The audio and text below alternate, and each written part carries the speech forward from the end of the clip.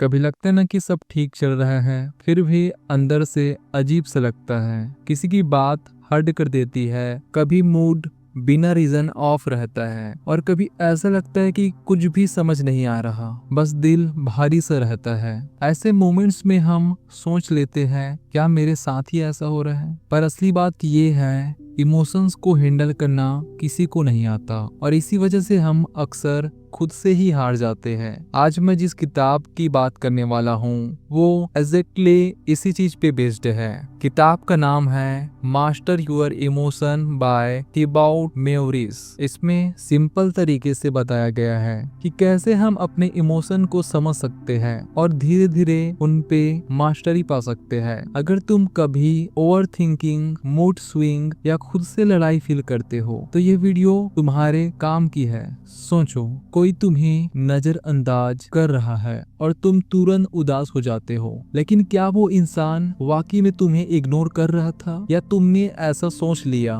हमारे इमोशंस हमारी सोच का ही एक्सटेंशन है। मतलब अगर हम अपनी सोच बदल ले तो हमारी फीलिंग्स भी बदल सकती है और यही सबसे बड़ा जाल है। हम सोचते ज्यादा है, फील और रिएक्ट पहले करते हैं। ऑथर का कहना है हम बार बार अपने इमोशंस को रिपीट करते हैं। जैसे कुछ लोग हमेशा दुखी रहते हैं, वजह कुछ भी हो। कुछ लोग हर बात पर गुस्सा करते हैं, मौसम खराब हो जाए तो भी।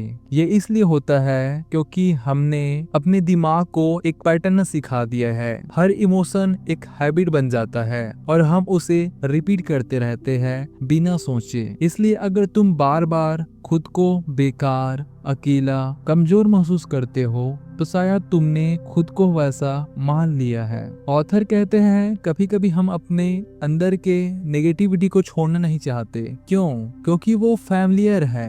वो दुख, वो गिल्ट, वो शर्म हमारे इतने अपने बन चुके हैं कि अब उनके बिना अनकंफर्टेबल लगता है। लेकिन एक बात समझो, इमोशंस परमानेंट नहीं होते। उन्हें महसूस करो, समझो और फिर जाने दो। जैसे कोई मेहमान आता है, बात करता है और चला जाता है, वैसे ही इमोशंस को भी ट्रीट करो। उन्हें अपने घर में किराएदार मत बनाओ। ऑथर कहते हैं इमोशंस कंट्रोल नहीं, रेगुलेट किए जाते हैं। कंट्रोल का मतलब है दबाना और दबाए हुए इमोशंस कभी भी फट सकते हैं, गुस्से, एंजाइटी या डिप्रेशन के रूप में। रेगुलेशन का मतलब है समझदारी से हैंडल करना। अगर गुस्सा आ रहा है तो पॉज करो, खुद से पूछो मुझे गुस्सा क्यों आ रहा है? क्या मुझे हर्ट किया गया या मेरे ईगो ट्रिगर हुआ है? हर इमोशन कुछ कह रहा होता है, बस उसे सुनना सीखो। ऑथर कहते हैं फोकस बाहर नहीं, अंदर चाहिए। हम ज्यादातर अपने इमोशंस को दूसरों की वजह से जस्टिफाई करते हैं। उसने ऐसा कहा इसलिए मुझे बुरा लगा,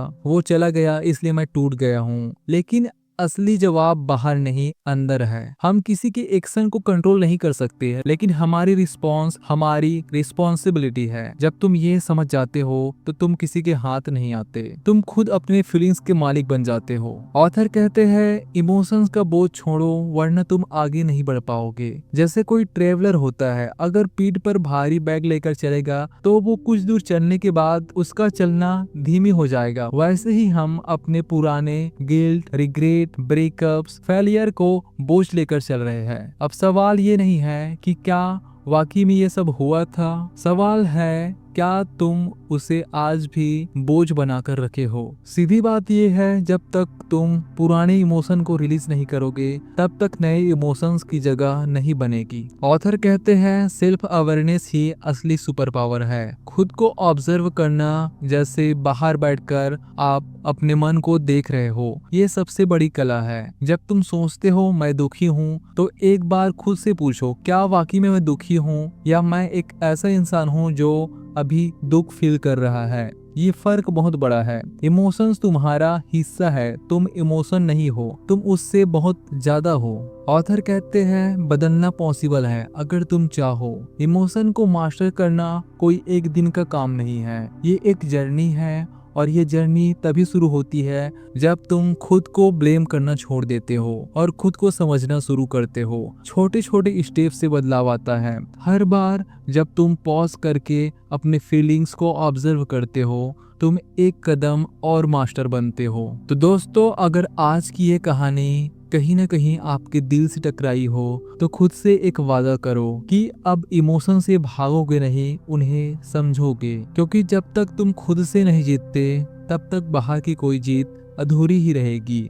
अगर आपको ये वीडियो पसंद आई हो कमेंट करके जरूर बताना कि कौन से पार्ट से तुम खुद को रिलेट कर पाए हो। और अगर आप ऐसी ही दिल से बात करने वाली बुक समरी और देखना चाहते हो तो द बायोग्राफी शो को जरूर सब्सक्राइब कर लेना। मैं मिलता हूँ अगली वीडियो में एक और जिंदगी बदलने वाली किताब के साथ। तब तक के लिए अपना ख्याल रखो, इमोशंस को समझो और खुद के साथ ऑनेस्ट रहो। धन्यवाद।